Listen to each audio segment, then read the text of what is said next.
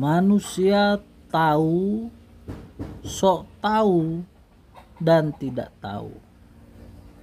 Butet Kertarjasa, seniman. Jika esai ini bicara soal tahu, percayalah, ini tidak mempercakapkan adik kakaknya bernama tempe yang sama-sama dibikin dari kedelai. Biarlah itu menjadi tugas ahli gizi, sekaligus untuk meyakinkan semua pihak istilah tempe tidak cocok untuk menganalogikan sebuah bangsa. Masyarakat yang belgedes, yang bisanya cuma manggut-manggut, tak punya elan kreatif, gampang menyerah, hobinya menjilat, kerjaannya mengekor laksana bebek, otaknya beku, kayaknya tidak pas diistilahkan bangsa bermental tempe.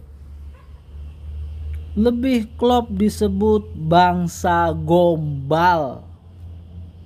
Gombal terasa lebih paria dibandingkan tempe. Tempe jelas bergizi, seperti diungkap hasil riset almarhum Profesor Darwin Karyadi, IPB, meningkatkan zat besi dan mengandung isoflavon, mencegah keropos tulang, cocok untuk kesehatan bayi di bawah 12 bulan, mengatasi sindrom menopause, menurunkan risiko jantung, dan bermanfaat bagi yang kolesterolnya tinggi. Maka tahu yang dipercakapkan ini bukan tahu yang bisa digoreng atau digejrot ala Cirebon yang kombinasi pedas manis asin, atau disumpal kecambah ditaburi tepung lalu digoreng menjadi tahu berontak yang dulu sering disebut tahu fretilin, melainkan tahu yang maknanya mengerti. Tahu yang bertalian dengan pengetahuan, tahu, dan berkoneksi dengan manusia yang tugasnya memproduksi ilmu pengetahuan. Begitulah bahasa Indonesia. Seperti kata almarhum penyair Joko Pinurbo, bisa jenaka lantaran kerap bermakna ganda. Catatan ini tentang jenis-jenis manusia dalam hubungannya dengan pengetahuan. Sudah 45 tahun saya mendengar hal ini dari berbagai mimbar ceramah, khotbah keagamaan, tulisan cerdik pandai, tapi tak pernah mereka sebut siapa pencetus formulasi pemikiran itu. Seakan-akan itu hasil dari permenungan genial masing-masing. Tentu hanya pengidap megalomania yang bisa begitu. Melalui cendekiawan Hamid Basyaib, pendiri jaringan Islam Liberal JIL, penjelasannya membuat gamblang. Pengategorian 4 jenis manusia itu adalah endapan permenungan Abu Hamid Al-Ghazali, ulama filsuf Persia abad ke-11. Dan hari ini saya ingin berbagi lantaran langit negeri ini sedang gelap gara-gara otoritarianisme sedang sibuk mempermainkan hukum. Rasanya sangat pas untuk kita bercermin. Sesungguhnya kita ini tergolong jenis manusia seperti apa? Menurut Ghazali, ada 4 jenis manusia. Pertama, orang yang tahu bahwa dirinya tahu. Kedua, orang yang tahu bahwa dirinya tidak tahu. Ketiga, orang yang tidak tahu bahwa dirinya tahu. Keempat, orang yang tidak tahu bahwa dirinya tidak tahu. Tentang jenis manusia yang pertama, tentu kita bersyukur karena ia pantas dijadikan teladan, semacam guru di bangku pendidikan atau di tengah kehangatan masyarakat yang senantiasa membelajarkan kebaikan demi kebaikan, inspirator penggerak detak kemanusiaan untuk memuliakan kehidupan. Selain pintar, orangnya tentu bijaksana. Dalam pandangan Fransiskus Assisi, rohaniawan Katolik Italia abad ke-12 hingga ke-13, orang sejenis ini bisa dikategorikan seperti nyala lilin.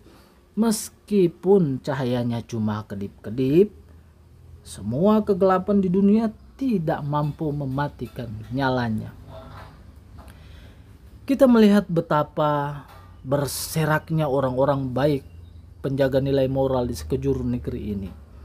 Bahkan di sebuah ranah yang kotor yang kerap distigma sebagai sarang penyamun, selalu ada berlian yang ngumpet. Dia tetap berkilau dalam timbunan kotoran.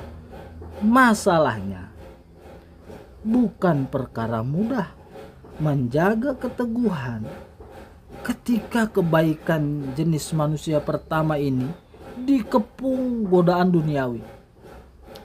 Ormas yang dikenal mengurus religiusitas, yang senantiasa mengurusi masalah sosial, pendidikan, kemandirian ekonomi, pelayanan kesehatan dan rohania, tergoda mengelola pertambangan yang jelas mengandung kejahatan terhadap lingkungan hidup. Manusia kedua, orang yang tahu bahwa dirinya tidak tahu. Jelas ini orang yang tahu diri, bisa mengukur kapasitas dirinya. Yang masuk dalam kategori ini biasanya cenderung rendah hati. Ia tak pernah malu atas ketidaktahuannya. Betapapun ia di ranah sosial dikenal sebagai orang ternama atau sedang berkuasa di ranah politik. Keterkenalan dan kekuasaan memang asimetris dengan soal pengetahuan. Kita boleh tidak tahu asalkan tidak sok tahu. Mengaku tidak tahu tak akan merendahkan kehormatan seseorang. Sebaliknya, justru akan diapresiasi karena kejujurannya. Yang memprihatinkan, kita sering menyaksikan orang jenis kedua ini getol memosisikan diri untuk menjawab perkara apapun, termasuk hal-hal yang senyatanya tidak tahu.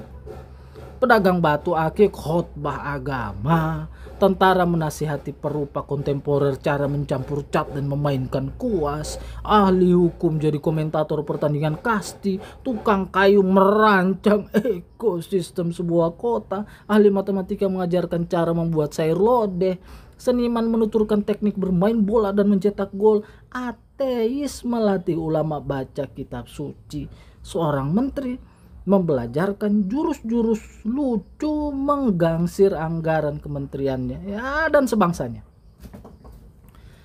Apalagi di era kuasa media sosial, siapapun bisa menjadi narasumber.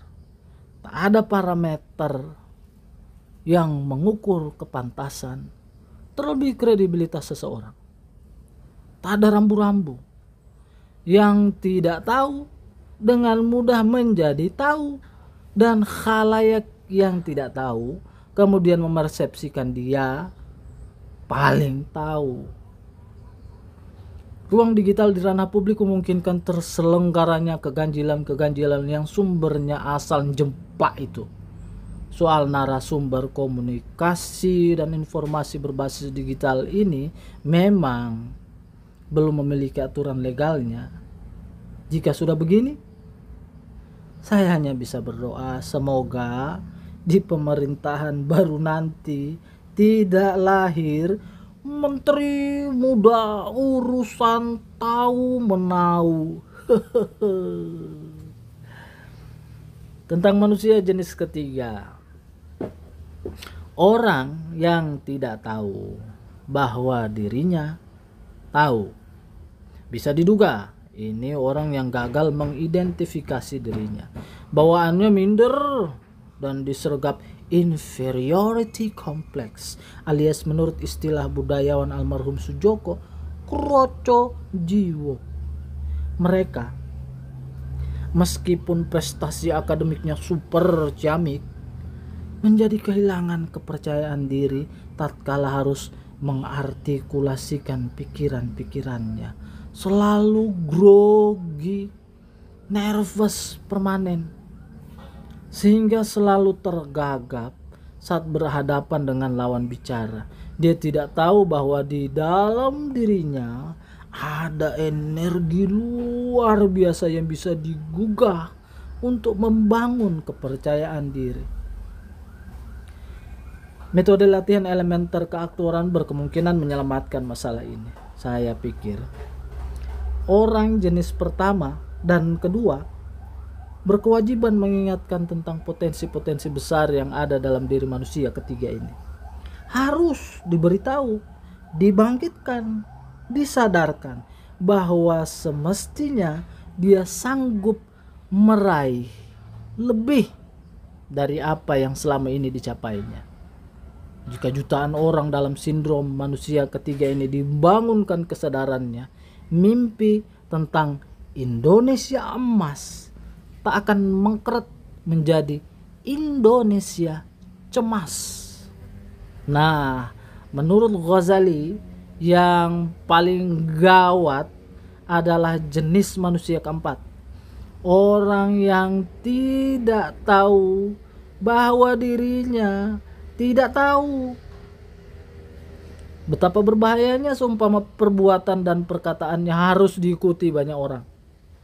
Dia bisa berkata apa saja, bisa memerintahkan aneka hal yang tak masuk akal, semata-mata lantaran dirinya tidak tahu bahwa dirinya tidak tahu. Jika jenis manusia keempat berada di posisi tertinggi secara hierarki, betapa celakanya hidup kita. Semua menjadi tak berdaya, tersesat secara kolektif. Biasanya perilaku jenis manusia ini paling bergairah melakukan sesuatu tentang apa saja. Dia tidak tahu bahwa ucapan-ucapan dan perintah-perintahnya bisa bikin banyak orang terjungkal-jungkal nasibnya. Jika diberi saran, mereka akan marah. Jika dilarang, akan melawan. Kebijakannya jadi tak bijaksana, memaksakan kehendak. Semua ini berakar pada satu persoalan. Dia tidak tahu bahwa dirinya tidak tahu. Merenungkan hal ini, betapa bahagianya jika sebuah negeri hanya diisi 3 jenis manusia. Jenis pertama, kedua, dan ketiga. Ya, setidaknya masih bisa ditemui kerendahan hati, tahu diri, batas-batas kepantasan. Masih ada potensi yang layak diasah dan kelak bermanfaat untuk melipat gandakan kebaikan. Tapi apakah mungkin kita memilah dan menyeleksi? Memang mau ditaruh di mana manusia jenis keempat? Dan siapa tahu manusia keempat malah akan semakin banyak jumlahnya gara-gara yang menduduki ranking manusia 1, 2, 3 merosot ke titik nadir sebagai manusia keempat. Awalnya tahu, lalu pura-pura tak tahu, dan akhirnya menikmati kemurahan-kemurahan rezeki dengan modal tidak tahu. Ketika pada akhirnya jenis manusia keempat menjadi mayoritas dan mengepung kita, lanskap kehidupan berbangsa barangkali hanya diwarnai keangkuhan, kesemena-menaan, dan kebrutalan yang dinilai mengganggu, dibungkam. Yang punya daya kritis dijebak, ranjau-ranjau mematikan. Seumpama ini terjadi, bisa diduga karena aturan-aturan formal dipermainkan dan sistem hukum diporak-porandakan justru oleh para penegak hukum. Ghazali merumuskan, meskipun manusia sangat banyak ragam sifat dan sikapnya, tidak ada manusia jenis kelima. Dalam hubungannya dengan pengetahuan ya hanya 4 jenis itu. Masih relevankah pengategorian yang dicetuskan Ghazali 1000 tahun lalu ini? Ya silakan mencocokkan dengan perilaku dan perkataan manusia di sekeliling, atau jadi cermin tempat kita berefleksi. Kategori jenis manusia keberapakah kita sesungguhnya? Pengandaian hanya ada 4 jenis manusia versi Ghazali bisa terjadi di sebuah zaman tatkala manusianya normal-normal saja, bertindak dan berimajinasi sewajarnya manusia. Tapi ketika hari ini seseorang bisa berperilaku melampaui fantasi dan imajinasi senormal-normalnya manusia, misalnya melakukan pengkhianatan secara terang benderang, apakah Ghazali tidak tergoda mengoreksi keputusannya? Jangan-jangan ada versi jenis manusia kelima. Baiklah, jika Abu Hamid Al-Ghazali menyetop sampai manusia keempat saja, saya ingin menambah jenis manusia kelima, yaitu manusia yang tahu bahwa dirinya tahu, tapi memanfaatkan pengetahuannya untuk menipu orang-orang yang tahu, apalagi orang yang tidak tahu. Siapa itu? Barangkali saya, Anda, atau mereka. Wallahu a'lam bishawab.